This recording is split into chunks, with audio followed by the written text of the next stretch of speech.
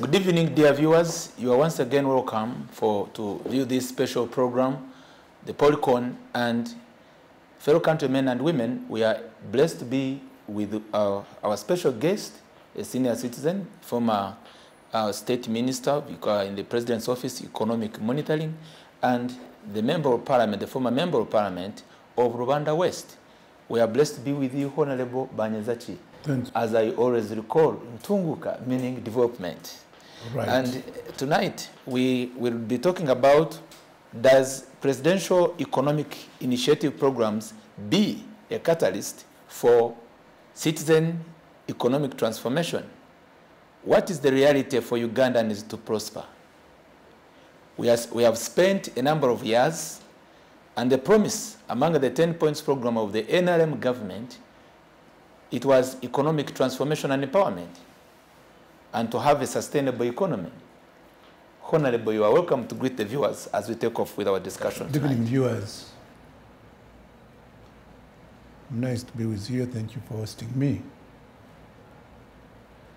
Thank you once again. You're welcome. My name is Dr. Joseph Tindeba.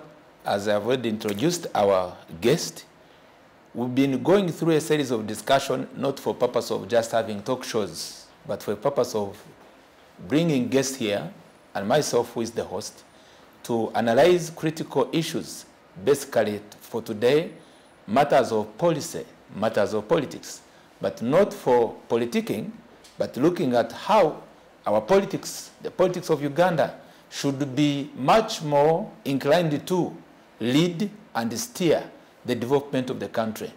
Without good foundation of a country economy, we cannot be promised with a better country, especially a well-governed country. Resource distribution, management of resources, that's what should be referring us to or leading us to politics. Dear viewers, for some times, we are able to recall that there are a number of programs, some which were approved under some specific policies as per the Act of Parliament, especially I recall the NADS Act, and which was originating from the deliberate programs of the government, for instance, the Intandikwa, and which was of the 1997, and then by 2000 we had plan for modernization of agriculture. From there we very well know that a number of budgetary allocations were made, especially under the vote of agriculture, to support the NADS program.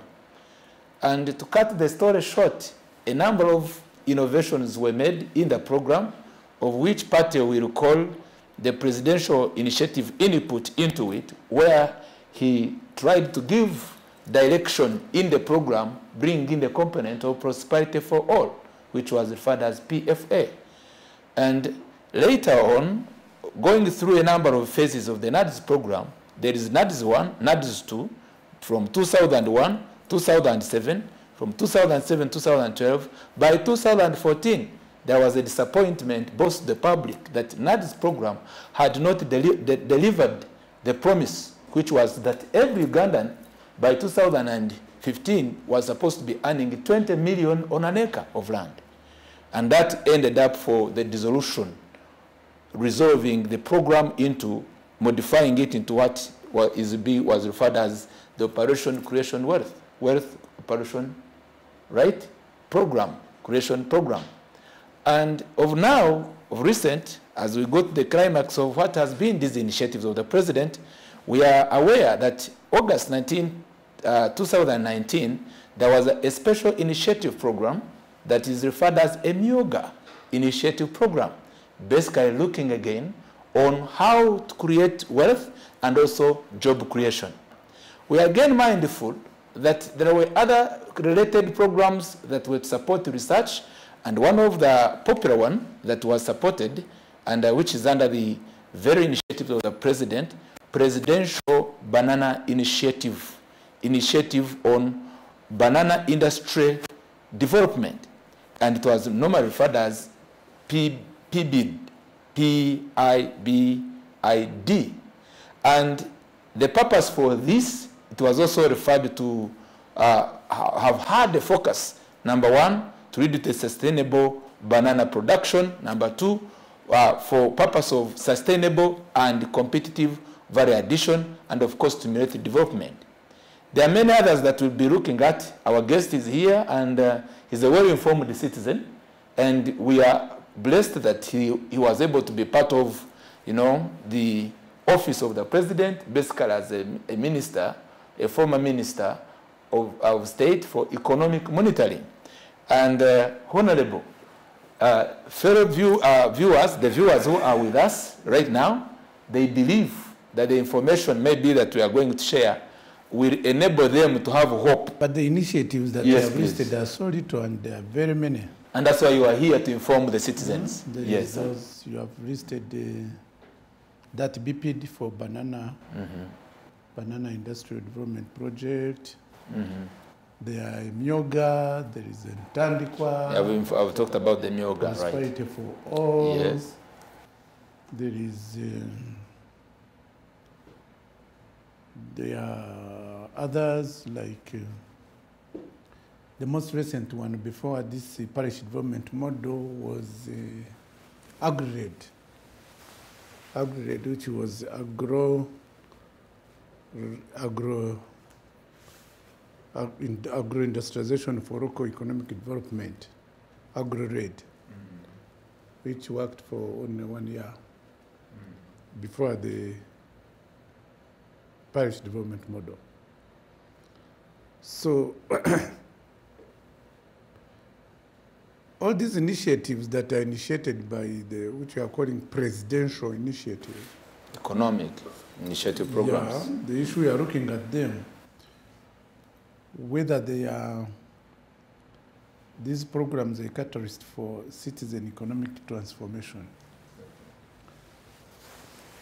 Economic transformation is a process. It happens process by process. As our people downtown say, process by process. And for economic transformation to happen, there must be deliberate effort that are well documented on paper and on plan. And economic transformation is translated from steady economic growth. So for the kind of this transformation to happen,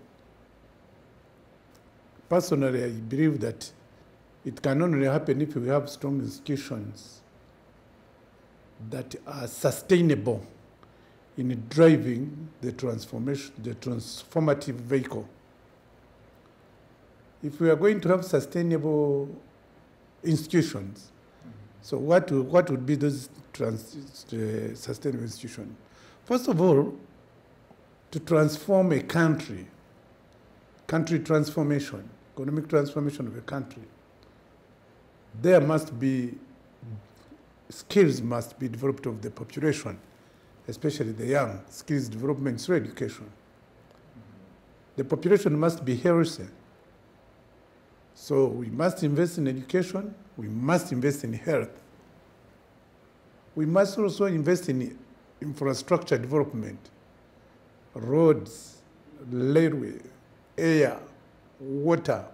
We must use all the opportunities available to us to develop the institutional setup. We must also harness the nature, the environment, for purposes of driving this transformation. We must have enough energy through hydro. You can have hydro, you can have solar, you can have wind energy, you can have all the other sources of energy that you can think of. You can even have biogas. So that is why it must be sustainable. And all these institutions must be harmonized, must be coordinated. If you talk about energy, energy must be coordinated through the energy agencies or ministries, Ministry of Energy. And these other agencies like Rural Electrification Agency, we have these transmission agencies, authorities, we have generation agencies, Uganda Electricity Generation Something Limited, Uganda Electricity Transmission Company Limited. You have the SUMEME, which does takes the electricity at the last line. So that's energy.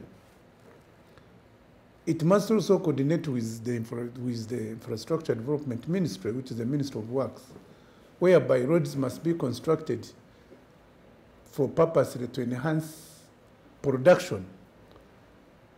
You develop the water transport for production. If you look at what we have now, water transport is not utilized at all because it's not well developed. We don't have ferries, enough ferries. We don't have landing sites which are developed. Air transport must also be well coordinated. Honorable, there's a question for you here. Yes. We realize that since the coming of the NRM government into power, that was 1986. Then, right. Consequently, a number of programs, as I gave a preamble. It's coming 40 years now. It's coming 40 years. A number of programs were initiated by the very government. And it is believed at a certain point, especially for purpose of transforming the economy, the focus of the president was majoring on agricultural productivity. And in this case, as we go to our discussion, we realize what is brought before us is that economic transformation is supposed to be involving, according to the research I have here, moving labor from low to high productive activities, which includes skilled labor, which includes higher value activities, for example, from agriculture, to manufacturing. Reason being, as other countries have developed, there is where they do best, much as there are other sectors that are contributory factors. But for Uganda, it is basically agriculture that has been viewed to be a source of economic livelihoods and also gearing to transformation. Because as where do you put tourism in we'll come to that, sir. As we draw towards that, we understand very well the recent one, which is the Enyoga program. The focus of those who gave or who availed information to the president is that the target is transform the 68% of the Ugandan populace who depend on subsistence farming so that they can enter into commercial farming and thereby improve on their economic livelihoods. Basically, looking at that. What do you think has been done well and what is missing in place to make this dream a reality? You cannot do what we are talking about, commercial agriculture. In this current setting, without tackling the question of land tenureship. You cannot do commercial agriculture, because when we are talking about commercial agriculture, we are talking about cultivation of either coffee, big plantation of coffee, which are about 10, 20 square miles, like what has happened in Kaweri, in Mubende. As we speak now, Mubende is still fighting with the people and, that kind of stuff. When you're talking about like sugar, you are talking about sugar plantation, like what happened in Amur, the Amur sugar plantation. How long? See, it has taken about more than 6-7 years, actually like 10 years, to resolve the issue of land for Amur sugar plantation to take off. If you are talking about tea, whichever you are taking, tea growing, that one is common in Kigezi. You get? Right. Tea is the commercial. And also Sheni. You get? So the issue of land question, like now the land problem that we are having now, where when a commercial farmer comes and he has to tackle with this problem of tenancy, it's called a red grabber, it's called what, the kind of setup that we have does not sustain, or it does not support the commercial agriculture that we are talking about. So sorting the issue of land is very key, and to give the confidence to investors, so that we have like the Kaweri, who has about more than about 20 square miles of coffee. So we have 10, 20 of them. Sugar, we have so many sugar plantation. Tea, the same. Cocoa, same. So if we are talking about commercial production, you must sort out the issue of land first. How should it be sorted out? Because there must be security of tenancy, land tenancy, land tenure, land tenure. There must be security of land tenure for anybody to come and invest into land. So, but if you are going to have, like, for example, where you have, like, in northern Uganda, where there is big chunks of land, but it's held culturally, then it will not be easy to have commercial agriculture in instances where land is held in customary land, where you can't go in Kigezi and you tell me that you are going to go commercial agriculture with that land fragmentation issue. You have to sort out that land fragmentation problem. Either you make cooperative farming where people come together and they grow the same crop on this on a given size of land. So these are the challenges that we have faced with. You were talking about... You really cut me off when we were talking about the economic transformation. Okay. And about these presidential initiatives. So there must be deliberate efforts done.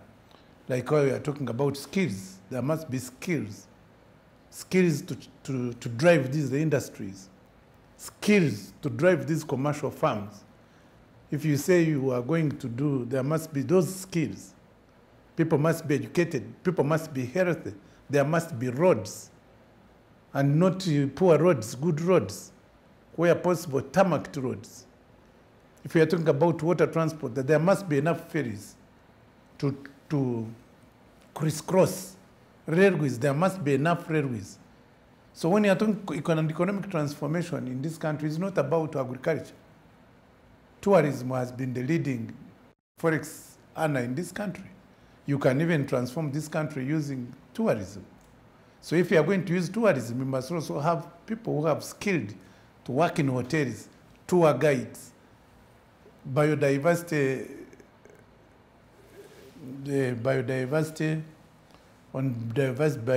issues. If you are talking about mining, you must have people who have the skills.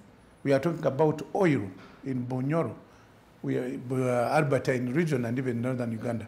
We are talking now building a pipe, an oil pipeline. Where are the workers that will be working in that oil industry? So if you are going to transformation comes with jobs. So have you prepared your population to partake those jobs? Have you prepared your wananchi to do local content? Or you are going to have foreigners to come and dominate the economy, and they just siphon whatever they get, and they leave you with Bioya Bianswa. Because that is very possible. We have seen the Chinese coming to construct roads, and they come with all their workers. We have seen Chinese coming with the factories, assembling factories, come with all their workers. So, and you have Ugandans who are not employed. So, skills. Ugandans must be skilled. Ugandans must employ. Ugandans must get even capital to employ. Because in Uganda now, the Ugandan economy, the industrial economy of Uganda is run by small, medium enterprises, which is 90%. So these SMEs, their cost of doing business must be favorable. Their cost of finance must be favorable. So there are so many factors that work together, and that's why I was talking the institutions must speak to each other. Which specific institutions are you referring to? The banking sector. The banking sector must be offering affordable capital. If you talk about Uganda Development Bank, capitalize it to give affordable capital. If you are talking about, like, for example, we have agricultural credit facility now, which is given to people in agriculture. It must be easily accessible But now it is in commercial banks. It's not easily accessible. By the time you are going to get that money, the season has gone. The interest rates must be favorable. This kind of industries and agriculture needs patient capital. You cannot be given money for 6 months and expect to do commercial agriculture. No. You cannot be given money in 1 year and 2 years and you have gone into mining and expect that you are going to do mining. You come from an area which has iron ore. That the whole of Rwanda, the whole of Kigezi is an iron ore mine. So there must be enough capital. There must be institutions to support. There must be energy to churn these industries, to churn the smelting, to churn agro-processing. Honorable Banyazachi, allow me to bring it in. So then the presidential initiatives that you are talking about are just not even, one can even say that it's a distortion. Because when you talk about, for example, Myoga, when you are talking Myoga, are you skilling the Ugandans?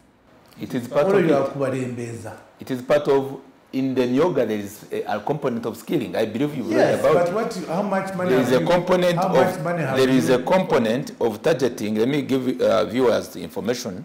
In the Myoga program, there is a component of skilling the youth.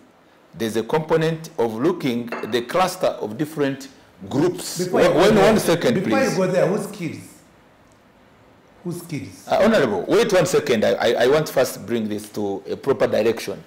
In the Myoga program, there is an intention to target the saloon, those who are interested in the business of saloon, the women in entrepreneurship, the youth, the border, and those who are interested in the agricultural, quick, innovative skills. Are you going to transform this country by saloons? Are you going to transform this country with border? Are you going to transform this country with bloggers? So what is your view? We have to, I told you from the beginning, it must be like massive production that enhances industrialization. And industrialization which is facilitated through the infrastructure development, skilled by the skills. When you're talking about skills, and I asked you whose skills, you didn't answer. Did you answer? Whose skills? So to tell the viewers. Skills is in education. Mm-hmm. You must give education which is appropriate. You must have technical schools, technical and vocational schools that skills these youth to have those skills to go and work in those industries. You are not going to get a guy and say that, for example, you are going to skill him from this Juakaris, welders of Katwe. Mm-hmm. That welder of Katwe cannot work on the oil pipeline. He must be trained. He must get the appropriate train by the appropriate institute that will even accredit him. When you are talking about hotels, you must have hotels, institutions that train in hospitality, like how Kenya has Utali. So you must have so many Utalis. When you're talking about tourism, have tourist institutions. So, but when you are going to tell me about my brother that you are going to scale this nation, you are going to transform this nation. With the yoga program, with banana. Importation. There is another one which Wait a minute. Yes. I make my point. Mm-hmm. With the importation of B1 hair. The what? B1, each one hair, which is not B1 hair. Each one, the listeners know what I'm talking about. So the each one hair is to give me getting hair of dead people, cut dead hair of dead people, and then you come here, they form a weave, and you give money to the saloon guys here, and you think that is what's going to transform people. And you think by importing this Bizigo, which changes the skin from black beauty to orange to yellow, and you think you are going to transform the nation by importing Bizigo and giving girls to the saloon, then you are deceived. So invest in infrastructure, education, health, mining, agriculture, in sector that produce and create wealth. I am aware of Saruni doesn't create wealth. I am aware of Saruni consumes. Boda doesn't create wealth. Wait, I give direction. Go to Muraga and Wait, I give direction in this. How many people have Our concentration is intending to look at the initiatives that are based on agro-based, which are agro-based. I know you are bringing the generalized point of view, the generic point of view. But I want for purpose of the viewers to understand our program. Okay. Wait 1 second, wait 1 second. For purpose of our viewers to understand our discussion, Uganda is an agrarian economy.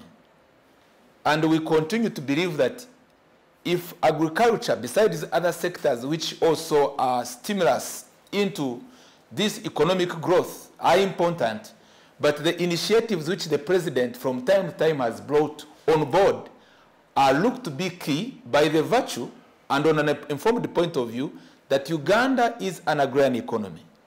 While you have the concern and the input in your analytical point of view. Give me 4 leading crops in Uganda. You see, I want us to have a directed discussion. Brother, allow me. Yes. Allow me in this. Give way. Me 4. I want to first go this way. Agrarian-led economy. Agrarian-led economy. Okay, give me 4 crops. No, you want to divert my discussion, and I've not yet accepted. An agrarian economy we are talking about, we have had the operation question worth of which had come on board, and partly you have the information about it. Have we acquired this wealth we are talking about? This is what Ugandans want to know. Because we need to have the information, especially from well-founded source, whether so far the growth of our economy by the presidential initiatives are helping Uganda to have a headway out or a headway on, depending on the current crisis Ugandans are facing. We know, I don't bring this talk for the sake, we know what is happening in our rural areas. The good thing, you're a politician. You go to search for the vote, and most of our citizens are saying that we have an improved economy. But is it an improved economy? When you go to vote, some of the people voting by 500, that means we are still Doctor, I go back to the point. I don't know why you're dragging me into those initiatives. I am interested in it because our those initiatives are not sustainable. Then let's analyze that. They are not sustainable. And I've told you, if you want to transform, the point I made up my point, where you have to tackle the issue of infrastructure, the issue of skilling through education, you have to do the health, you have to some extent these affordable capital and the rest are others. So we are thinking the agrarian economy of Uganda. And I am asking, what are the leading crops in this agrarian economy that the ANAS export? Okay? Coffee is number 1, tea is number 2, cocoa is number 3. How much have we invested in? So the question would be, have we invested in those crops? The other sector that can turn around our economy is through horticulture. Are we investing in the horticulture sector? If you invest in the horticulture sector, then you'll be sorting the people of Kabale. And horticulture is an export crop to Europe and other markets. In the developed markets, Dubai, those ones. But are we investing in these areas? Are we investing enough? So forget about talking about even, okay, you can talk about banana.